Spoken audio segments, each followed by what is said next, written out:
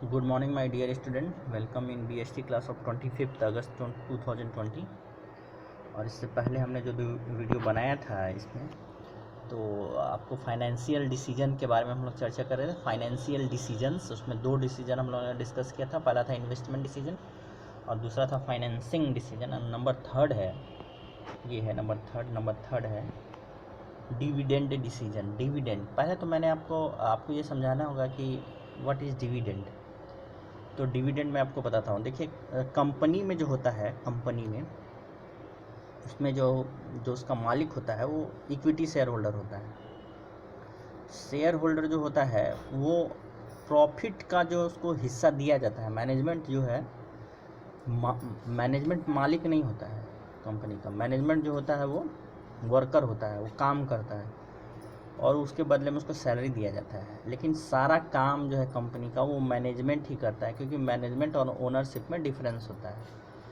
Accounting का एक principal है कि वो चलाना एक और बात है, बिजनेस और स्वामित्व तो दोनों अलग अलग चीज़ें होती हैं। तो मैनेजमेंट वो काम करती है, बोर्ड ऑफ डायरेक्टर्स वो काम करते हैं, चलाने का काम करते हैं, लेकिन वो मालिक नहीं होता है। मालिक होते हैं शेयर होल्डर्स, जो कि पब्लिक में से आते हैं। तो शेयर होल्डर जो है वो मालिक होते हैं। तो उसको अब डिविडेंड डिसीजन का मतलब ये है कि फाइनेंशियल मैनेजर जो है, जो फाइनेंस मैनेजर है, वो उसको डिसाइड करना है।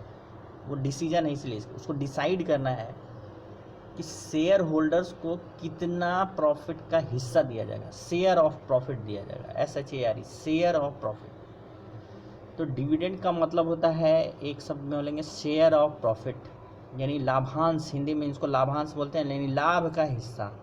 पूरा पूरा लाभ नहीं देते हैं। जैसे सोल प्रोप्राइटर्स में पूरा लाभ जो होता है वो एक जो आदमी होता है, जो उसका मालिक होता है, उसको मिलता है। उसमें से चाहे तो उसका सारा उपयोग करे, चाहे उसको बिजनेस को एक्सपैंड करे।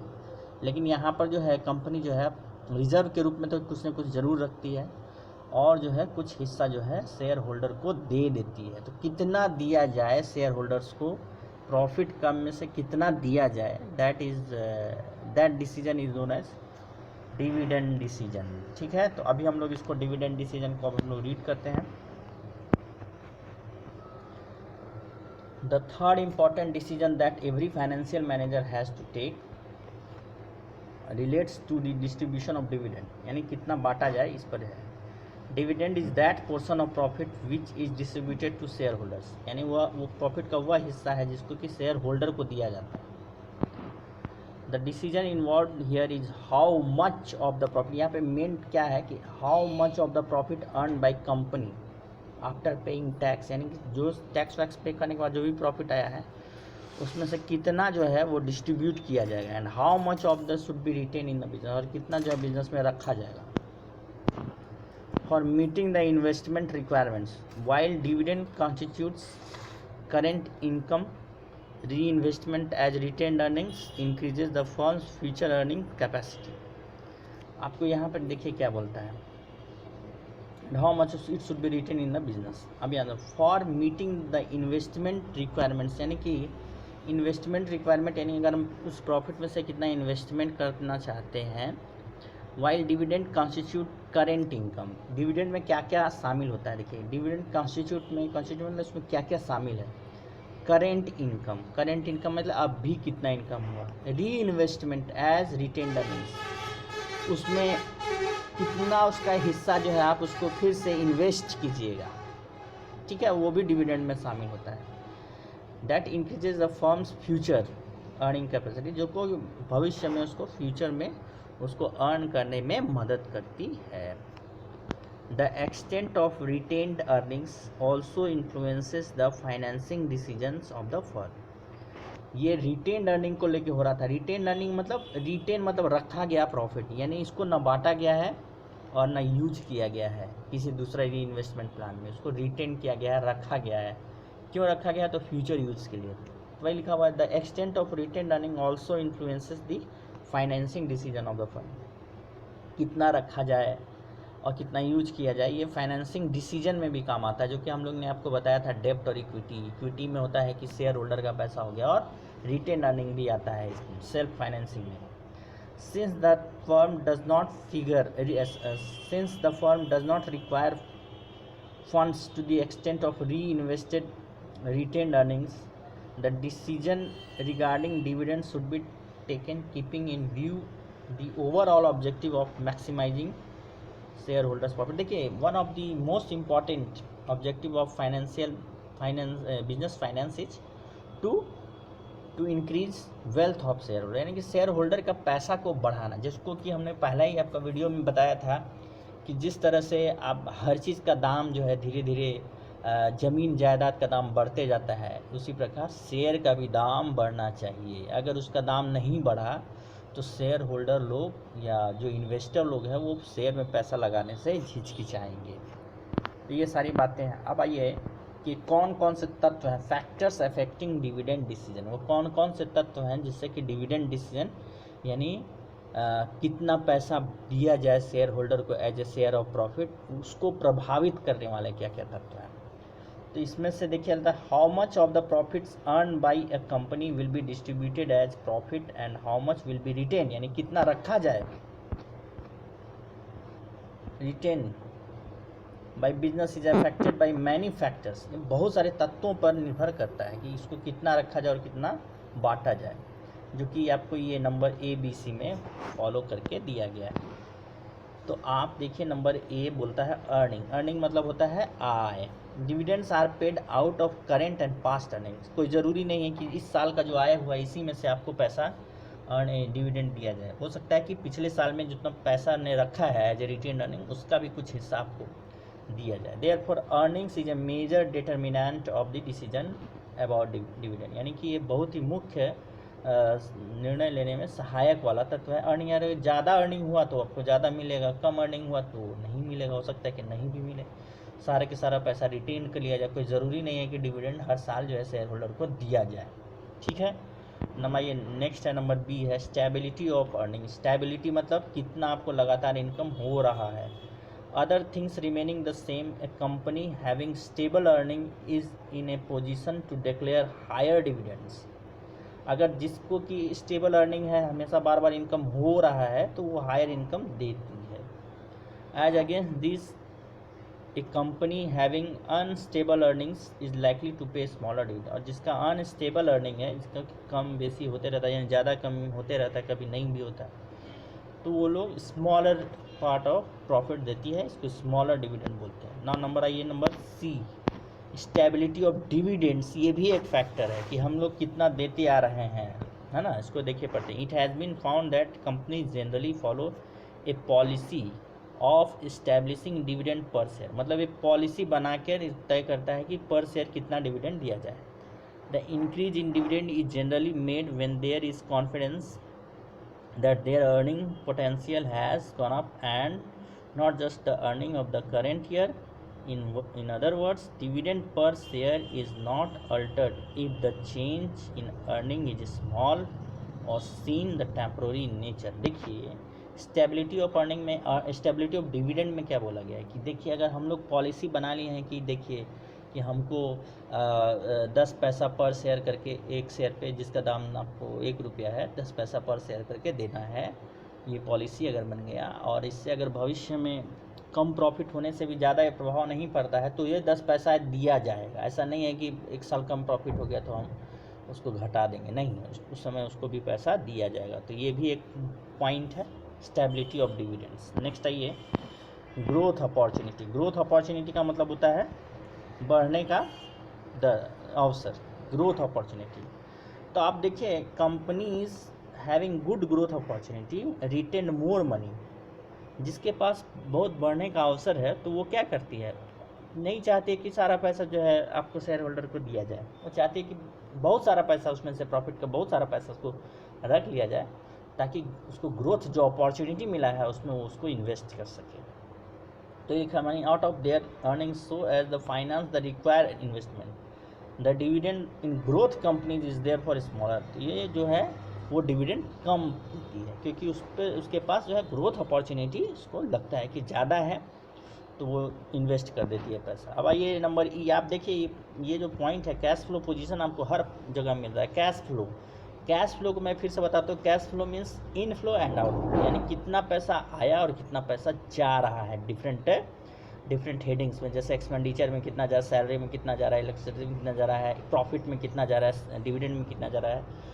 तो ये कैश फ्लो पोजीशन को भी ध्यान में रखना है। अब देखिए dividend involves an outflow of cash, यानी अगर हम लोग पैसा देते हैं एज ए डिविडेंड तो इससे क्या होता है, कैश का आउटफ्लो हो जाता है, यानी हमारे कैश जो है वो बाहर जाता है।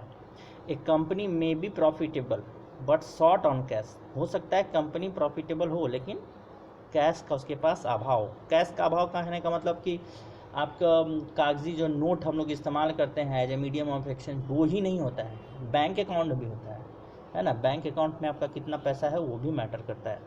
अभी देखिए कि एक चीज़ आ रहा है कि हम लोग सारा ट्रांजैक्शन जो बैंक से करते हैं उससे क्या होता है कि हमारा जो एक्चुअल में कैश का फ्लो होता है वो नहीं होता है। मैं अपना सारा ट्रांजैक्शन जो है बैंकिंग से होता है हमारा, और बहुत सारा पेमेंट है वो हम करते हैं आपको थ्रू इलेक्ट्रॉनिक मीडियम, यानी कि हम जो है एक्चुअल में कैश नहीं देते हैं, हम उसको जो है आपको बैंक से अकाउंट से ट्रांसफ़र कर देते हैं, NEFT कर देते हैं। जो छोटा छोटा अमाउंट है जैसे सब्जी का खर्च हुआ जिसको कि हम नहीं पे कर सकते हैं बैंक अकाउंट में, बड़ा मुश्किल होता है, तो उसके लिए हम लोग कैश का इस्तेमाल करते हैं। तो वो बैंक में जो आपका पैसा है वो भी आपका कैश फ्लो में, वो भी एक पॉइंट है कि हो सकता है कि आप प्रॉफिटेबल हो लेकिन बैंक में आपका पैसा नहीं हो। जैसे ही आप डिविडेंड देते हैं तो याद रखिए आप अभी जो सिस्टम बना हुआ उसमें शेयर होल्डर के बैंक अकाउंट में ही वो अमाउंट क्रेडिट हो जाता है डायरेक्ट, आप उसको कैश नहीं देते हैं। तो कैश फ्लो पोजीशन हो गया। नेक्स्ट आइए point number F, share holders preference. ये भी एक तत्व है। इसमें क्या है, इसको मैं पढ़ता हूँ। वाइल डिक्लेयरिंग डिविडेंड, यानी डिक्लेयरिंग डिविडेंड, यानी कितना पैसा कंपनी शेयर होल्डर्स को देगी ये डिक्लेयर करती है। Management usually keep in mind the preference of share holders in this regard, यानी शेयर होल्डर क्या चाहते हैं, उनका क्या प्रेफरेंस है, उसको भी दिमाग में रखते हैं। देखिए क्या, if the share holder in general desire that at least a certain amount is paid as dividend, अगर शेयर होल्डर चाहता है कि उसको कुछ भी पैसा एज ए डिविडेंड दिया जाए तो फिर मैनेजमेंट को देना पड़ेगा। द कंपनीज आर लाइकली, फिर क्या है लिखा हुआ है, desire that at least certain amount is paid as dividend, the company are likely to declare the same, यानी कि कंपनी को देना पड़ेगा। There are always some shareholders who depend upon a regular income on their investment, हमेशा कुछ ऐसे share holder होते हैं जो हमेशा चाहते हैं कि उसको जो है उसके होल्डिंग्स पर उसको प्रॉफिट में मिले हिस्सा, तो वो भी एक पॉइंट ऑफ फैक्टर है। नंबर G जो है टैक्सेशन पॉलिसी, ये बड़ा बहुत ही इम्पोर्टेंट फैक्टर है। देखिए, the choice between payment of dividends and retaining the earnings, यानी दो हमारे पास प्रॉफिट आ गया तो दो हमारे पास चॉइस बनता है। पहला तो एक तो रख लिया जाए, प्रॉफिट को बांटा नहीं जाए, दूसरा कुछ कितना को बांटा जाए, यही जो फाइनेंसिंग डिसीजन है। Is to some extent affected by difference in the tax treatment of dividends and capital gains, ये कुछ हद तक इस चीज़ से प्रभावित होता है, टैक्सेशन पॉलिसी से भी प्रभावित है। Affected by difference in the tax treatment of dividends and capital gains, तो कैपिटल गेन क्या है और डिविडेंड में क्या ट्रीटमेंट होता है टैक्स का, ये दोनों अलग अलग चीज़ें हैं, इससे भी जो है प्रभावित होता है। कैपिटल गेन मैं आपको बता देता हूँ, कैपिटल गेन क्या होता है। जब हम कैपिटल का आइटम को खरीदते हैं और बेचते हैं, जैसे ज़मीन को खरीदे और बेचे, उसमें जो हमारा गेन हुआ वो regular type of nature of income नहीं है, वो कैपिटल गेन है, तो उस पर टैक्स जो है लगता है ना, क्योंकि वो TDS लगता है, सीधे टैक्स डिडक्टेड एट सोर्स हो जाता है। तो कंपनीज को वो भी ध्यान में रखना है। लिखा हुआ, if tax on dividend is higher it would be better to pay less by way of dividends. अब बोलता है कि अगर if tax on dividend is higher, यानी जो पैसा हम एज ए डिविडेंड दे रहे हैं अगर उस पर टैक्स ज़्यादा लग रहा है, उस पर ज़्यादा टैक्स लग रहा है, तो ये अच्छा होगा कि हम कम एज ए डिविडेंड जो है कम दें। क्या दें? कम डिविडेंड हम कम डिक्लेयर करें, क्योंकि हमारा टैक्स ज़्यादा लग रहा है। As compare to this higher dividends may be declare if tax rates are relatively lower, और जब देखिए टैक्स रेट कम हो रहा है, आप उस समय जो है हायर डिविडेंड, ज़्यादा पैसा आप शेयर होल्डर को दे सकते हैं, क्योंकि उस समय शेयर होल्डर को ज़्यादा पैसा मिलेगा। तो though the dividends are free of tax, यद्यपि जो है डिविडेंड जो होता है फ्री ऑफ टैक्स होता है in hands of share holders, A dividend distribution tax is levied on companies. देखिए होता क्या है ना कि कंपनियां को बोलती है कि आप जो डिविडेंड देते हैं शेयर पर, उस पर टैक्स काट के हमको दीजिए। तो जो भी कंपनी होता है वो सोचता है कि अगर हम डिविडेंड में अगर ज़्यादा टैक्स देना पड़ रहा है तो कम पैसा देगा डिविडेंड, और उसको अगर कम पैसा देना पड़ रहा है टैक्स तो वो ज़्यादा डिविडेंड दे सकता है। हालांकि शेयर होल्डर के पास जो पैसा उसको मिलता है वो कट के मिलता है टैक्स, उसको उस पर फिर से दोबारा टैक्स देने की ज़रूरत नहीं होती है। ये पॉइंट है।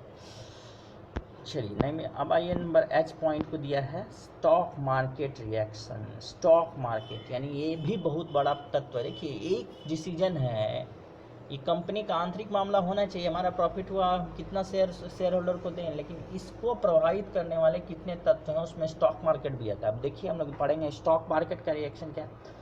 Investor in general view an increase in dividend is as good as news and stock prices react positively to it। बोलता है कि अगर कोई कंपनी डिविडेंड दे रही है तो ये स्टॉक के लिए, स्टॉक मार्केट के लिए एक अच्छा समाचार है और प्राइस को पॉजिटिवली इसके प्रति रिएक्ट करना चाहिए, ऐसा होना चाहिए। ये एक पॉइंट है। आप देखिए similarly a decrease in dividend में have a negative impact on the share prices of stock market.